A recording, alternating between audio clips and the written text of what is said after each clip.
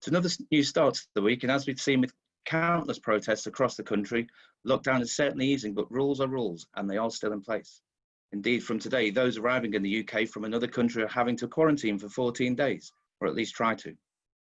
Despite many people slowly starting to return to work, it's clear that coronavirus and its consequences will be with us for some time, if not many months to come. Joining me from other places across the UK today, and thankfully not under quarantine, are NatWest Intermediary Solutions Head of Sales Mark Bullard and NatWest Intermediary Solutions Corporate Account Manager David Hunter. Welcome to you both.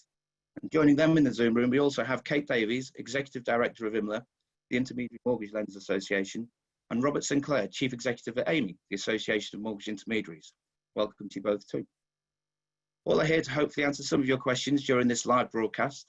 If you do submit a question that is not answered, the team at Mortgage Introducer will, along with our panelists, seek to get it answered privately, if not on the Mortgage Introducer website itself. But to start us off, Mark, we're currently in day 77 of lockdown. What has NatWest done or has been doing to support the broker community and their customers during this coronavirus crisis? Yeah, thanks, Robyn. I think it's safe to say we've been extremely busy. I'm going to talk about two aspects here. The first one is about from a bank point of view, because a number of our brokers and their customers will be customers of ours. So from a bank perspective, our appeal with a National Emergency Trust has now surpassed 5.5 million, and that helps support charities and local communities. We've been helping businesses of all shapes and sizes, both in terms of direct financial support and obviously the government initiatives that have been launched. We've got dedicated phone lines for the NHS staff, those that are vulnerable or elderly. We've automated a payment holiday solution. So, prior to the pandemic, that was a telephony-based approach. Clearly, with the amount of demand that we had, that had to be automated, and that was done. We've mobilised across the bank 50,000 staff in excess of that are all now working from home with the desired equipment to enable them to help customers. And then the final thing that from a bank perspective we have done is we look to try and educate both the customers on some of the emergence of scams and fraud. From an intermediary point of view and from an NatWest perspective and the wider mortgage business within NatWest, we've looked to try and realign our resource, our processes, just to enable us to make some decisions quickly, because we're keen to make sure that did happen. Prior to even a lockdown, I'd already mobilised the NatWest team to turn around and work from home. That was done for two reasons. That was done to make sure we maintain a service standards, and then also to keep our staff safe. We've launched the Coronavirus Hub, where brokers will be able to go to turn around and try and understand some of the content and changes in policy that has been made. And that houses a circle of about 20 plus emails that we've sent to our brokers, just informing us of some of those key decisions. That's an amazing amount of system changes put in place in a relatively very short space of time. And all credit to you. Kate, has that been a similar, there must have been a similar scenario for other intermediary lenders. Have lenders been reporting their experiences to you? I think you're still on mute. Kate, sorry. Oh, great. Technology is not, so everyone who knows me knows it's not my strong point. I hope that's okay. I haven't asked members specifically to tell me what they've been doing. They've all been far too busy doing it.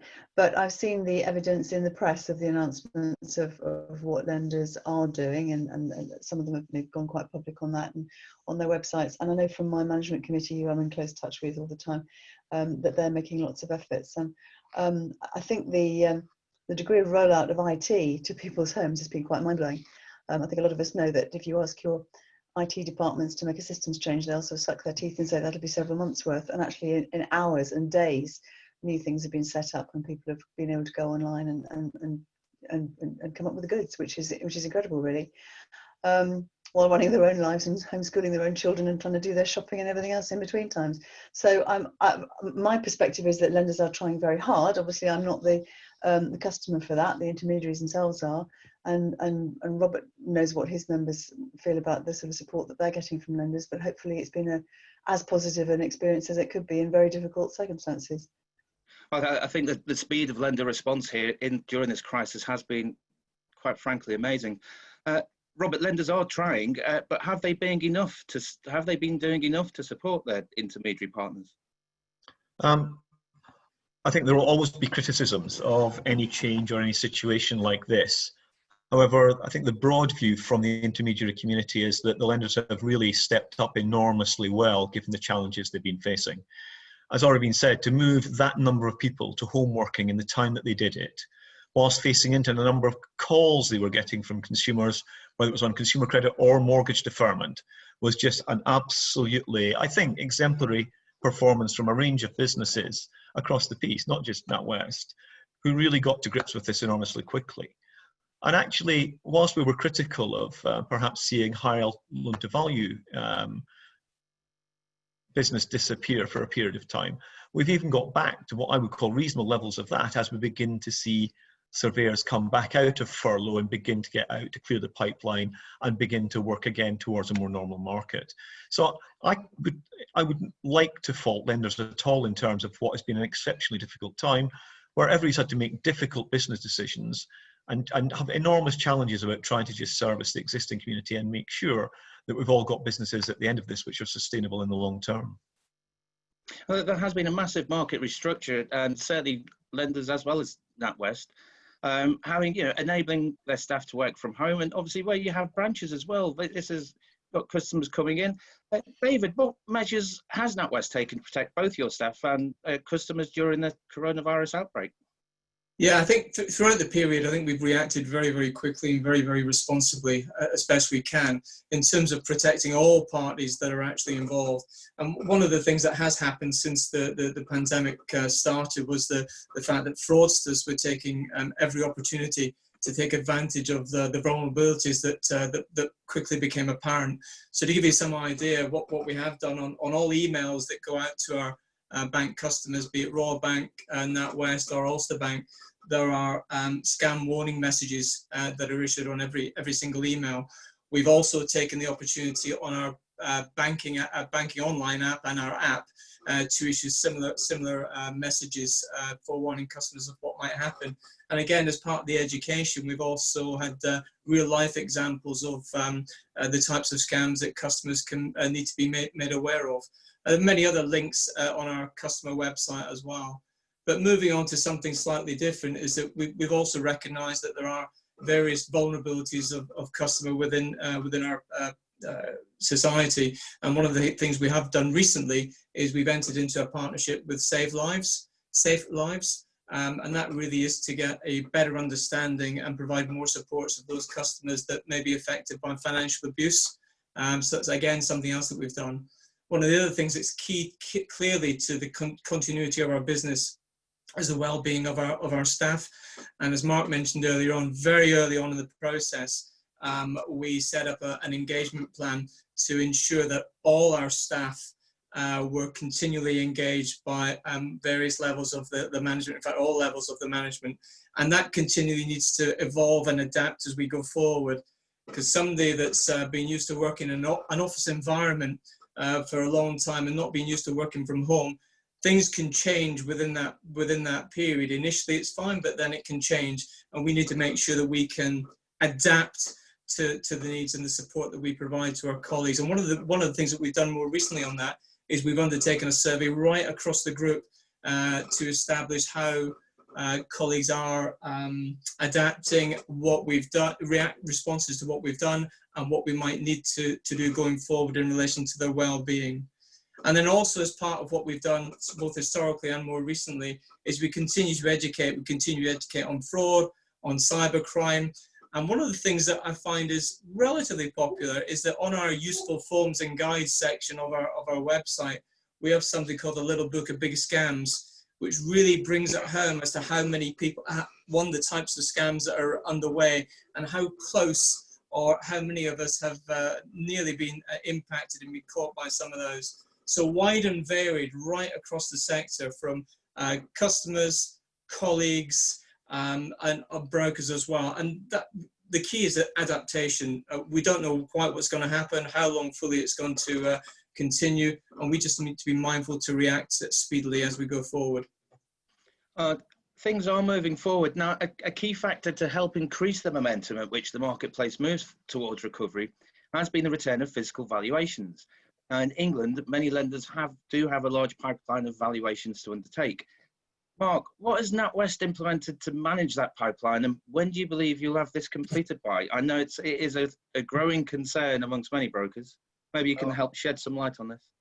Yeah, absolutely. So I think it'd be fair to say we're making some really good progress. We do require some patience as we work with our panel managers and lead valuers to turn around and deal with the backlog.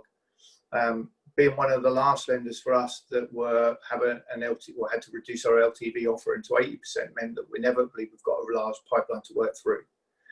So we've done some tactical things to turn around and certainly alleviate the situation. We've got an increased number of surveyors that we can go to. We've commenced a clear plan of action with them about how we go about doing that. We've been keen to ensure that all the surveyors adhere to health and safety standards when they're going into a customer's property. We've also, like most, also used AVMs and desktops where our appetite allows. So as I said, we're making some really good progress. We've either completed or got booked in circa of 70% of our backlog. So we're in a good place, and that's improving day on day. And clearly, we'll operate the same way when it comes to Scotland, Wales, and Northern Ireland. The only other point to make here is that we've at least made contact with every outstanding valuation at least once. We're in a process of going around a second and third time. We're looking with the broker support to try and direct those inquiries with the customer straight into the lead valuer, so we can try and circumvent some of that conversation. And then it's very much dependent upon whether we can get access to the property, the particular location, and any subsequent demand about how quickly we can get out and do the physical valuation. Timeline is exceptionally difficult, Robyn, but I am pleased from almost a standing start how quickly that position has improved day on day. Well, you really are. You and all lenders are really, stuck between a rock and a hard place when dealing with this. Hey, what feedback have you had from your members in dealing with the valuations backlog? I think it's just a question of doing the best they possibly can, and there will be big variations in terms of accessibility to properties. If there are people in the properties who are shielding for some reason or particularly vulnerable, obviously that will slow things down. On a more sort of general note, we had a discussion last week about how the pipeline is looking and what proportion of cases have dropped out for whatever reason. It didn't seem to be that the lack of valuation was what was killing some of the deals. It was maybe other things, people being uncertain about future employment or income or whatever. But it was a relatively small cases seemed to have been being pulled, which was quite heartening actually. So it suggests that the pipeline has been a bit jammed, but once it starts freeing, those cases should come through. Robert, what's the feeling on the ground amongst your members as to how lenders are dealing with the backlog? I know the brokers I've been speaking to, it can be very frustrating for them. Yeah, and I think one of the challenges, it's baby steps. Any firm that wants to bring back large numbers of people from furlough have got to make sure there's enough work for them to do, not just on the first 2 or 3 days when they bring them back, but on a sustained basis. And I think one of the worries was that they could bring people back but not have a sustainable income for them. But the changes to the furlough arrangements, which have now been announced by the Chancellor, will make that a lot easier in terms of bringing people back part-time or take them in and out of furlough, which is going to be a lot more flexible. On the ground, though, I mean, the noises have been relatively positive in terms of valuations coming back in at numbers that were what were expected, as opposed to there being significant down valuations. And as has already been said, the pipelines have been, or the chains have been holding up remarkably well, much better than anybody I think expected. Apart, of course, where you've got issues with people's income having changed between the point of application and now, where clearly there's got to be appropriate declarations to lenders around all of that. Service has been a key issue for all lenders during the crisis. David, what's NatWest been doing to ensure you've been there for both brokers and customers when they've needed you most during the outbreak? Yeah, I think Mark alluded to this earlier on in his response. As one of the things we did do very early on is we mobilised our home working extremely quickly to ensure there was a continuity of service that we were able to provide.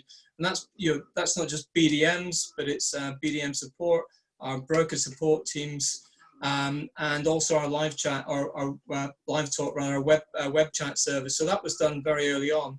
And we've had some sense checks along the way just to ensure that the service that we had been providing and are providing was coming up to the required standards. We actually initiated some meetings with the heads of some of the heads of our key distributors, just to ensure that one, they were fully engaged, and we were doing and providing the service that was expected in the current environment.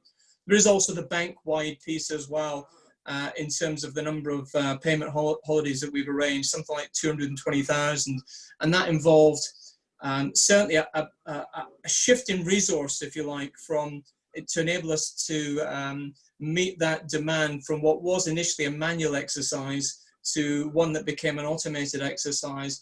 And that did involve, and to meet this head on, some of the closure of our broker support telephone line, but to replace that with an email capability for any cases that needed to progress that were falling outside SLAs.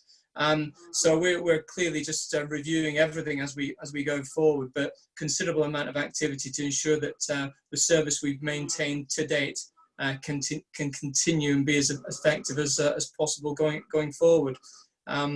So we've done an awful lot. And Kate, I imagine this has got to be a similar story elsewhere as well. Yes, I think for lenders, certainly to begin with, the focus was very much on existing customers, trying to deal with the volume of calls coming in. A lot of people very worried about potential impact on income, both immediate and mid to long term. And as we saw, there was a huge demand for the payment deferrals, as we were firmly calling them, not holidays. And that's going to go on with the announcement that came out a couple of weeks ago. And also caused a lot of lenders to pull the number of the products, simply to make the whole thing more manageable. Question of capacity, really. If you've got a lot of staff at home, some of them themselves having to self-isolate if they come into contact with the virus, or had a family member to look after, all trying to get used to things like homeschooling, etc.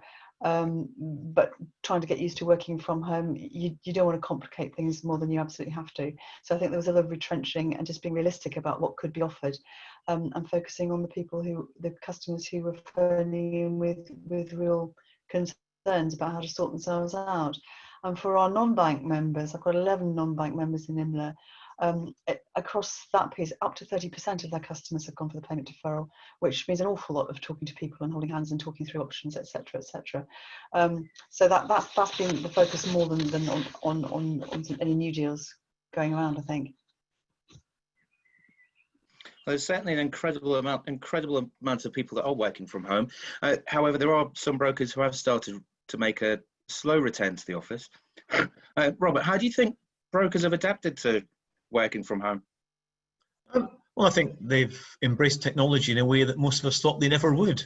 The broker community is often or being cited as not wanting to embrace technology. I think has always not quite been the case. I think the other thing is we're seeing the tech firms begin to enhance their offering as well. So it's making it easier for brokers to do things remotely. And using video technology and voice technology is something that I think will change the landscape forever to a degree. We may not go back in the same way to any way that we've operated before. I think it's helped probably the customer experience in terms of being able to do, as customers also have got used to using this technology themselves in their own working lives or as parents, then they're more accepting of using this technology to have decent conversations, and the ability to share screens and show things also has made things a lot easier as we've gone through this transition. The challenge, I think, is what's the business model people are going to want as we go back. And I think when we've got fully formed relationships where everybody knows each other, it's easy, I think, to move into this method of remote working as relationships transfer into that situation. I think as we go forwards through this, as people change jobs and realign, or we need to reestablish relationships, and we are, as human beings, social animals. We're not used to operating in this environment. We will need to come back to meeting together again and using offices or meeting places in order to cement and work these relationships through in the longer term. But I do think that some brokers are doing proper risk assessments to move back into office environments. But of course, the capacity use of that is just absolutely minimal in comparison to before. 20-30% of the numbers people are quoting in terms of desk space. And of course, you do have the fundamental problems. If you've got a high-rise building, anything above 8 floors almost looks impossible to operate within because of lift space and migrating people in and out with any form of social distancing. And that's why the government decisions around distancing or eradication become much more difficult, as we've seen. New Zealand today say they have no cases at all now in terms of people having the disease, and therefore getting this country back to a place where that can operate and we can all come back together with a feeling of safety is critical. Oh, I did see the news about New Zealand this morning. That's very interesting. I think they've been like that for 2 weeks now. So yeah, fingers crossed it won't be too long before we can have a similar situation here. I just want to go back to NatWest for a moment though, and specifically on product transfers. Mark, you received many plaudits last week for the recent changes that you made. Can you just talk us through some of those changes and how that helps both brokers and customers?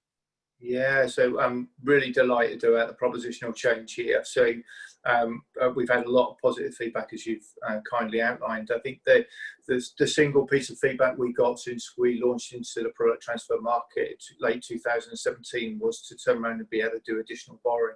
So we've been able to provide the broker with the ability now to do the additional borrowing at the same time that they undertake the product transfer. So it gives them an opportunity to consider that as an option with their customers at the point that they're reviewing those deals. It becomes more important as we've seen over the transition since going into the pandemic. You know, brokers are very much focused in on their existing client banks to start with, because obviously there was a lack of new business, and what we wanted to do is provide some more options to them. So we're really, really pleased with that proposition. We also obviously sharpened up the pricing too. So again, all to turn around and just provide another compelling reason for the brokers to do business with us. Robert, does Amy have a specific position on when it comes to product transfers? Amy tries to be product agnostic and lender agnostic, I think would be a good way to describe this. Clearly, anything that brokers can do to assist lenders, whether it's a product transfer or helping to deal with a number of customers who are going to want to talk about payment deferral, extension of payment deferral, the broker is here to do that, because the intermediary marketplace is built on advice, and providing advice and good advice to the consumer is absolutely essential. If a remortgage is the right thing, it's the right thing. If a product transfer is the right thing, it's the right thing. And sometimes this is about ease and convenience at times like this, as opposed to it's about price. And trying to get the regulator to understand, in fact, is our biggest challenge as a trade body, so that they don't go off firing down the wrong lines when actually we're helping people make well-structured decisions to be in the right place to manage their longer-term financial future. So we tend to be agnostic about those type of areas, but very passionate about making sure the customer has the right outcome with the right advice to be in the best place they can be financially. Well, getting the right outcome is important. In general, the mortgage market seems to have plateaued currently at around 85% and 90% LTVs. Kate, can you see a return to higher LTV lending coming anytime soon?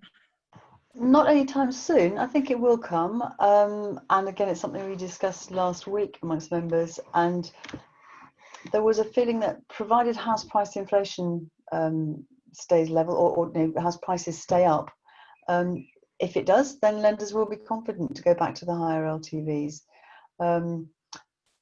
It was a lot of doubt in the early days of all this about what might happen to house prices, which had a lot to do probably with putting those higher cases, and also just the sheer amount of extra work needed to assess affordability and to underwrite the higher LTV cases.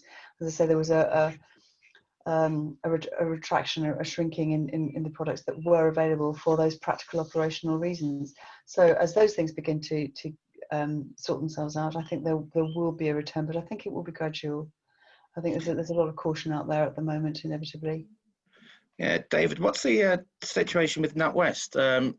What's likely to be your approach going forward?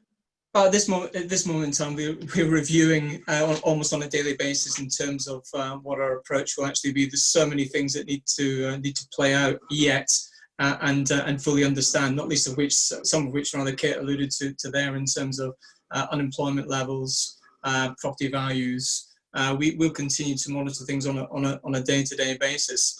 I think the main thing to recognise is that we will support brokers and customers as much as we can within the circumstances they find themselves in now, but also mindful of the fact of what may well happen going forward. So from us at the moment, continually to monitoring the position with a view to reacting accordingly when the time is right. The one thing I would just also highlight here is that the level of pipeline business that we currently have in, and that Mark alluded to again earlier on, there is a existing customer piece here as well that we'd want to ensure that we're providing the best and most suitable outcome for them in as quick a time period as we possibly can.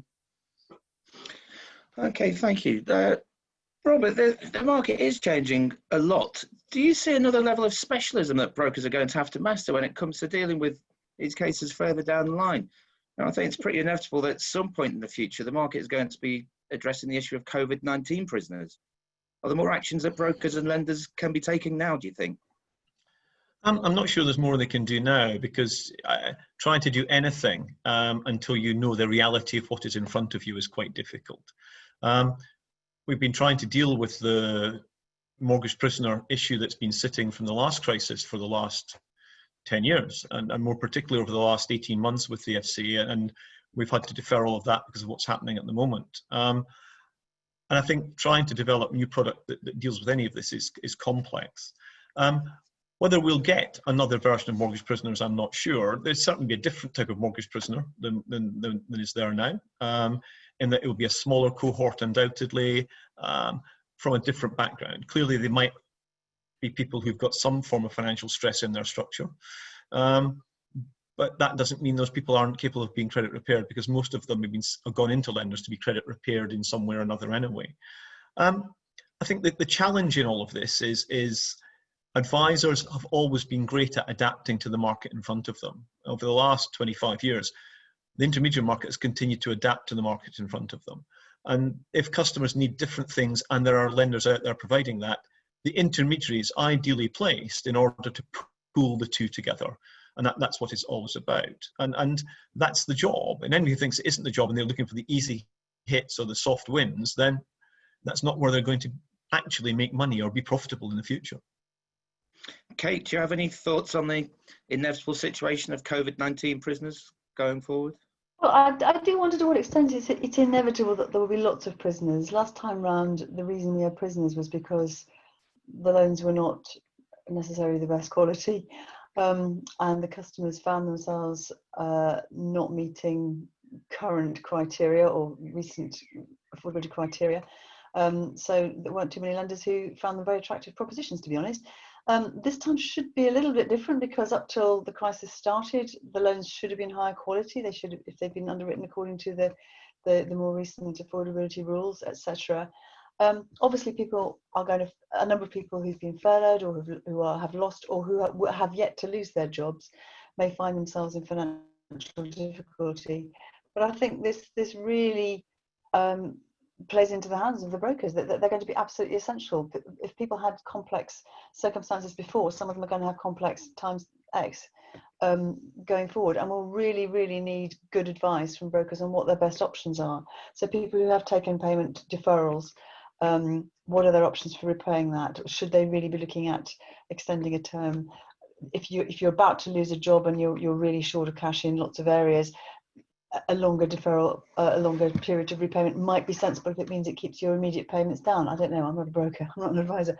For other people, a shorter, sharper repair scheme might be more appropriate, but they really are going to need to go for proper advice.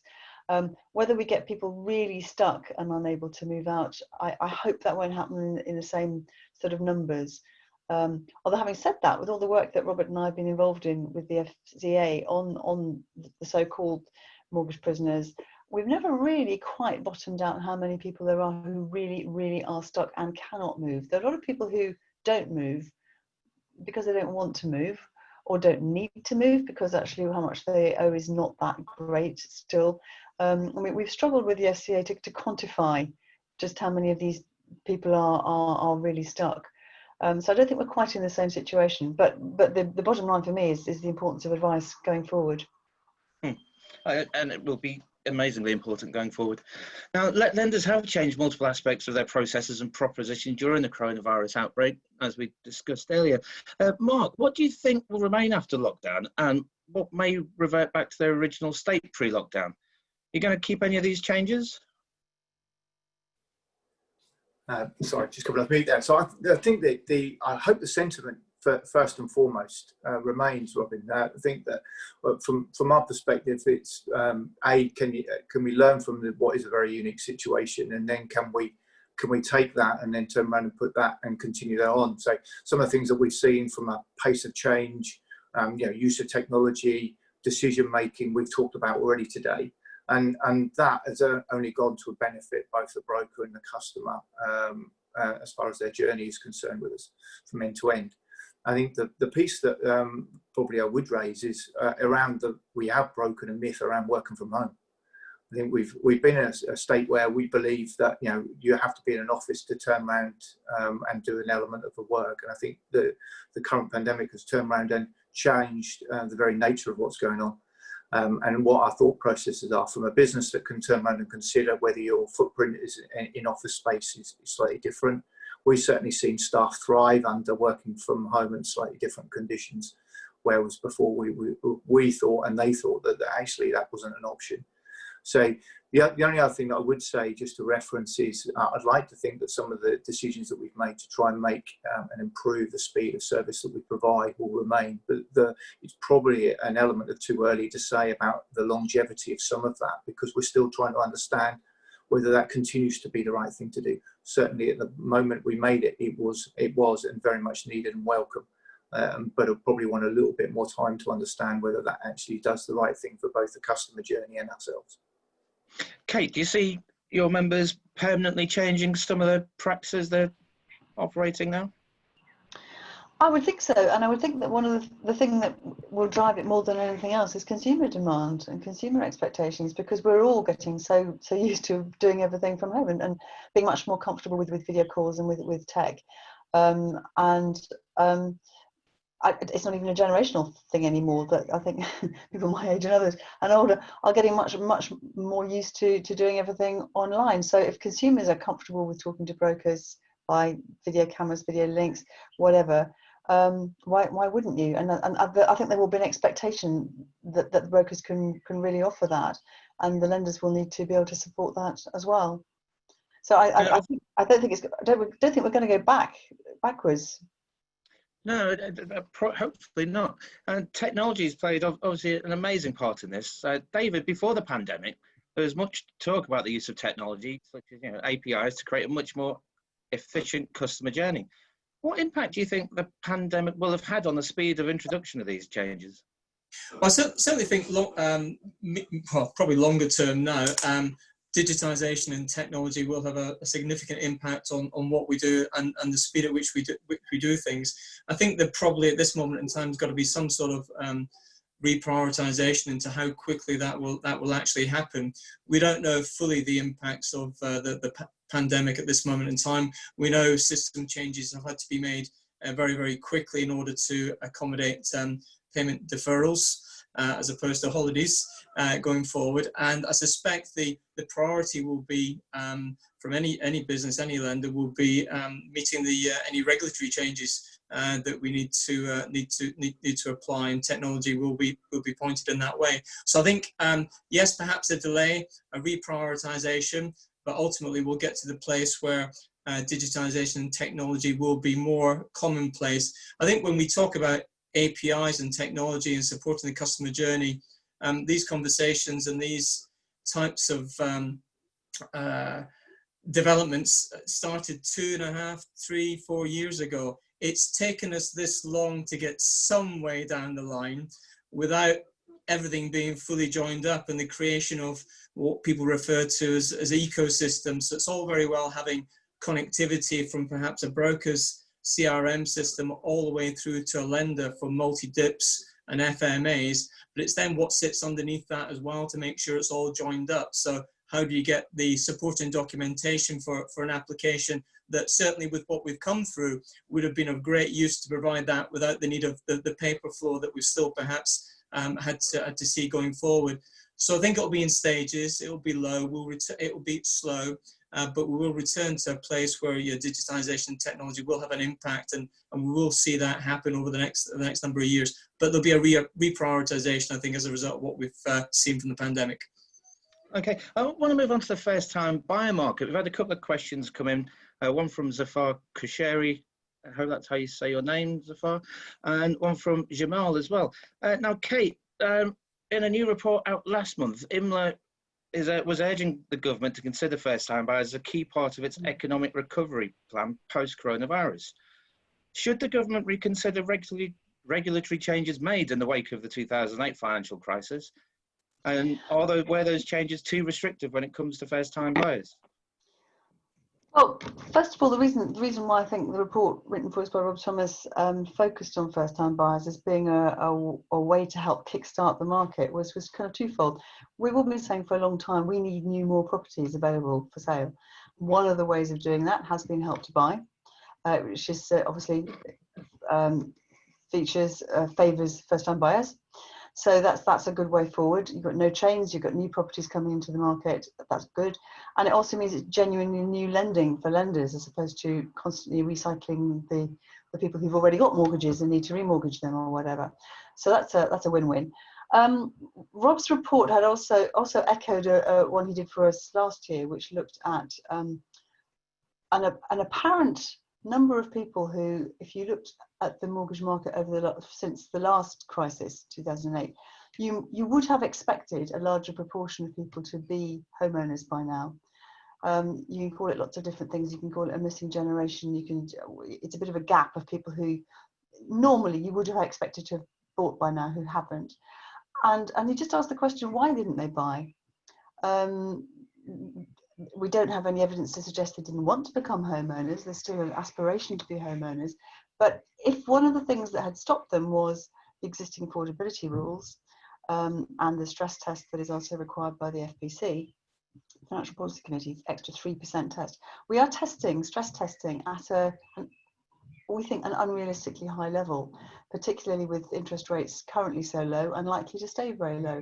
So it was really just inviting the regulators to say, look, is the market working really the way you want it to and the way we all expect it to? And if it's not, why not? What are the sticking points? Do we need to revisit this? And it would appear that the affordability rules plus the stress test are a sticking point. So it's a good place to start, just to ask them to review it and take a good look at whether they think it's preventing a number of people from borrowing who could afford to repay and could be on that ladder. Robert, what do you see happening to the first-time buyer market? That was a question from Zafar Kurishi. I think one of the biggest risks around that first-time buyer market is that with the limitations of availability of anything above 85–90% lending, consumers are going to get driven into the new build market because that's the only place they're going to be able to go with Help to Buy. There's an argument that says it would be useful if Help to Buy in its current guise was extended rather than going to the regional changes which are due, because unless you're actually in a completion chain probably around July, August of this year, you're going to have to think about migrating to the new regional structure by the time you get completion next year. And so there's lots of risks and issues around this. So the deposit issue versus then the affordability issue, which Kate's already outlined in terms of the threshold rates that we have to apply by putting stress tests in, make it very difficult. And therefore anything without Help to Buy becomes a challenge for most people in that first-time buyer space. There's also the issue of the risk, I suppose, from an advice perspective. If a customer asks you, is it a good time to buy or isn't it? And that's a long-term bet on where UK property values end up out of all of this. And why I always say it's a bit like investing in the stock market. You only invest if you are a long-term investor, and you'll only be buying a property if you're thinking of or you want to live in the place you're thinking of buying. You'd never see it as an investment. You see it as somewhere where you're substituting the cost of a mortgage versus the cost for rent for a place you actually want to live in. And therefore, that's why the challenge advisors have is making sure that people buy houses to build homes in and make sure the person who's buying it's buying it for the right reason at the right price in the right way. And that actually also comes back to the other part of this discussion that we often have, which is not just the mortgage, but is it a fully protected mortgage where the right things have been done to buy insurances around it as well. And that's one of the issues I think might come out the back end of this. Advisors are reporting it's much harder to have the protection discussions in an online discussion that would be face-to-face. And therefore, I think in order to get the right discussions around the mortgage and protection, we may see a migration back to more face-to-face with those firms that are passionate about making sure it's a fully protected mortgage, rather than just a mortgage sale. David, what's the NatWest approach to the first-time buyer market?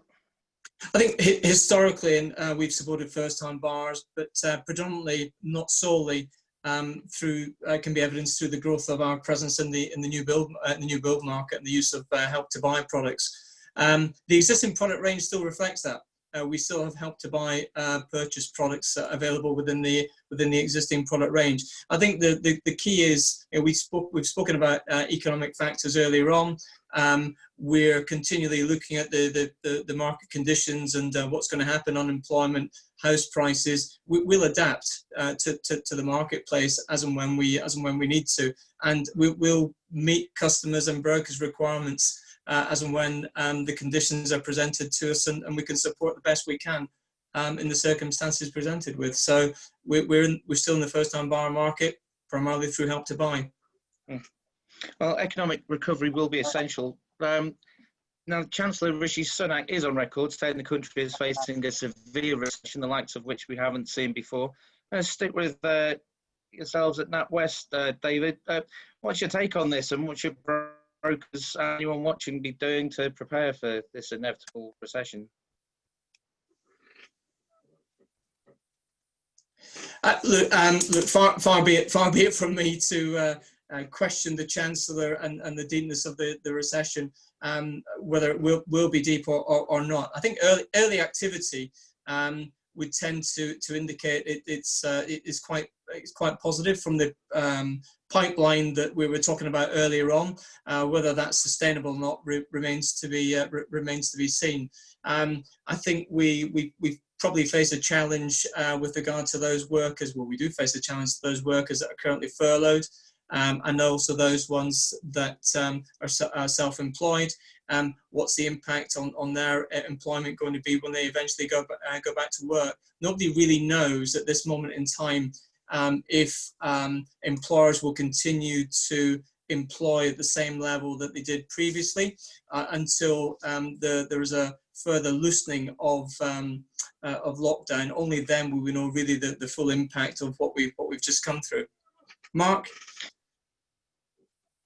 Yeah, the piece I'd add is that I generally believe that the broker is in a great has a great opportunity here to turn around and help their customers at a time that they really need them. Trying to navigate for any customer, actually what's now the art of the possible. What do they need to turn around and provide a lender to turn around and give us make a lending decision is generally very difficult. And I do also appreciate that, for any broker to turn around and try and do that, given the number of lenders that they may use, to try and understand the individual nuances of some of the stuff is also difficult. However, as a specialist, the brokers are, a lot of their work is pretty much bread and butter as far as trying to turn around and really understand the nuances of the customer through their fact find. So I think customers are going to be very much looking for advice throughout and during this, and I think therefore the broker community is in the best place possible to try and help them. Hey, does IMLA have any thoughts on what kind of shape any recovery might take? Are we looking at a U shape, a V shape, W?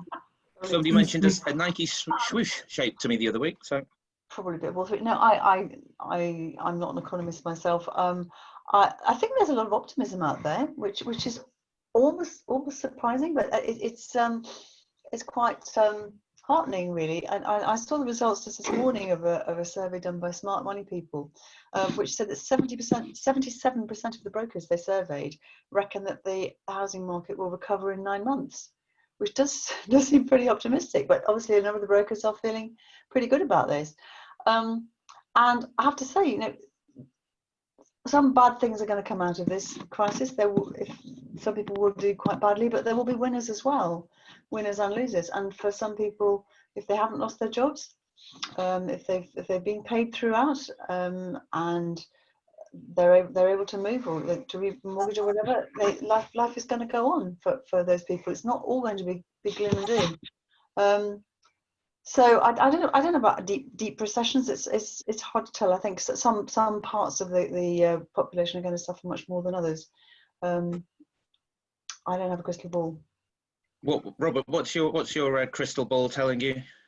Numbers are always interesting in that we talk about the percentage that have taken. So a quarter of people are on furlough, 3/4 are not. And 3/4 are not is the better number, but not the one that's reported. Those taking deferment, 1.8 million are on deferment. That means that broadly 9.2 million are not. And that's a big number. And therefore we tend to focus on the negative in this country through the press and not the more positive aspects of all of this. The other part is that the PRA issued a letter of guidance to lenders last week on how they should deal with the extension of payment holiday, payment deferment in terms of their accounting and their provisioning.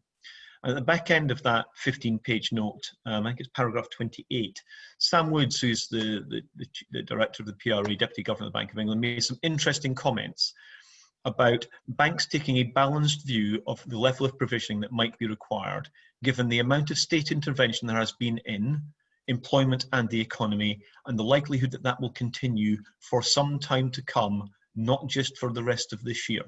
Now, that was a very clear statement coming from the Deputy Governor of the bank in a letter to lenders, which was published, about how we will see continued intervention. I think one of the challenges that we've always had is that people will talk about the people who've fallen through the cracks in all of this, but a number of people have not fallen through the cracks and been given significant support. The bit that worries me more, funnily enough, than the purchase market is the buy-to-let market, because I actually look at the people who are probably out of job for longest here, which are those I call the hospitality and catering sector. And the vast majority of those will be renters in the private rented sector. And therefore, it's landlords I worry about more than anybody else at this point in the cycle than I do about anybody in the pure residential market, which I think will be relatively sustainable. Yeah, everybody I'm talking to expects property prices to fall between 0 and 10% over the next 12 months and recover by 10% in the 12 months after that. So they see it as relatively sharp V in any form of recession that we'd be talking about.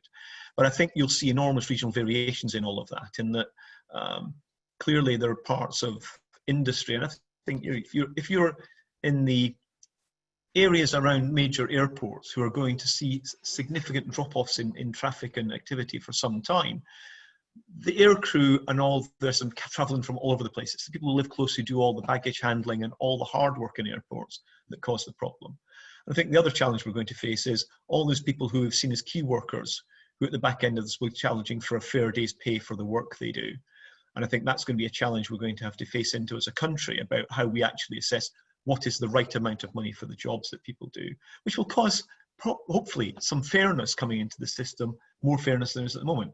But from an economic perspective, I'm probably in the hawkish arena rather than, sorry, the dovish arena rather than the hawkish one, because I actually think that the level of money that's come into this market means interest rates will stay low for a long time, asset values will be maintained, and because of all of that, then I don't expect to see significant falls in property values, and therefore I think there'll be confidence amongst people and the economy and keep pushing things forward. And if you had to designate a shape to that economic return, what kind of shape would you go for? Halfway between a U and a V. Very good. Now our time is over 2 years, and it's over 2 years. Over 2 years. Yeah. Okay, our time is running out, and we are coming to an end. So finally, I just want your thoughts on what would be your best hope in regards to the broker market over the next 6 months and throughout 2021. David, can we start with you?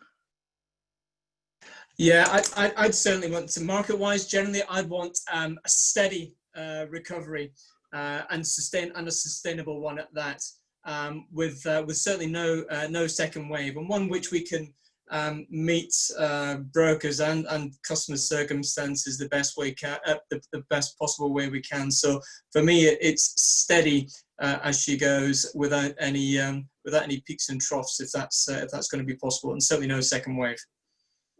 Mark, what's your take on the next 6 months and throughout next year? I'm of the same view as what Robert said and David has, actually. So I think what we should expect to see is steady growth, or recovery, if you like. Consumer confidence grow as a direct result of that. You know, that is to ensure that we still adhere to guidelines and guidance being set, so we don't get second waves and people remain safe.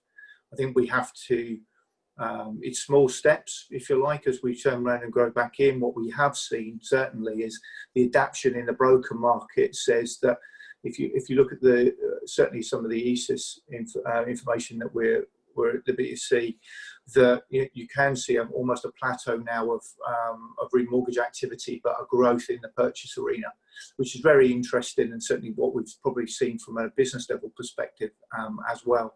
And that gives me some confidence that it will take a bit of time, but it will be steady as you go, for all the right reasons. And Kate, what would you like to see in the next 18 months?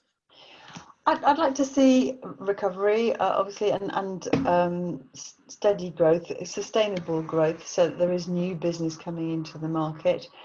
There will still be a big job to do to look after the existing customers, and people who are on 2-year, 3-year, 5-year fixes will continually be needing to find alternatives, and their lives may have become more complicated, so it may not just be a question of finding a straight remortgage of the mortgage can't be looked at on its own. There needs to be a really holistic overview of people's financial health and well-being, I think.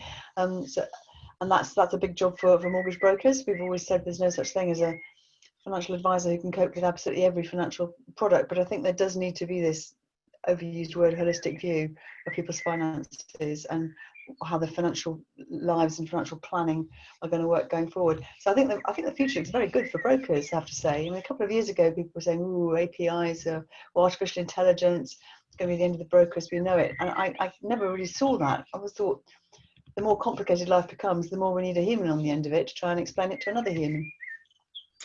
Robert, will we see? Is this going to be the markings of a new dawn for the broker market? Great opportunities going forward.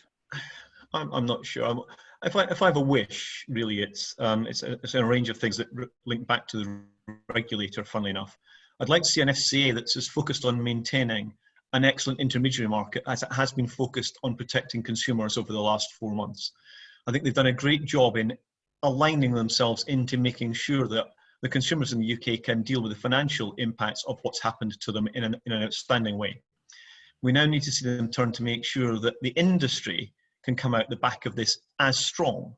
I think that will require them to realign their agenda away from some of the things they were thinking of doing around strategy and competition, back into much more mundane things about how do you make this place work better. So if I have one real wish, it's making sure that there are 20,000 mortgage and protection advisors still operating this marketplace in 18 months' time, with a regulator that genuinely values the outstanding work that they do. Because I think that only with that level of quality advice and introductions to great lenders will the customer be in the right place at the end of all of this to benefit from what will have been a very traumatic, turbulent period in all of our lives. And therefore trying to make sure that the regulators on side with that is one of my biggest challenges. Well, good luck with that going forward. Well, that does come to the end, bring us to the end of this special Mortgage Introducer webinar in association with NatWest Intermediary Solutions. Thank you to both Mark and David, and to both Kate and Robert, and thank you at home for watching. You can watch this broadcast again via various social media and also on the Mortgage Introducer website, which can be found at www.mortgageintroducer.com. I'm Robyn Hall, Publishing Director of Mortgage Introducer. Thank you, keep well, stay alert, and stay safe. Goodbye.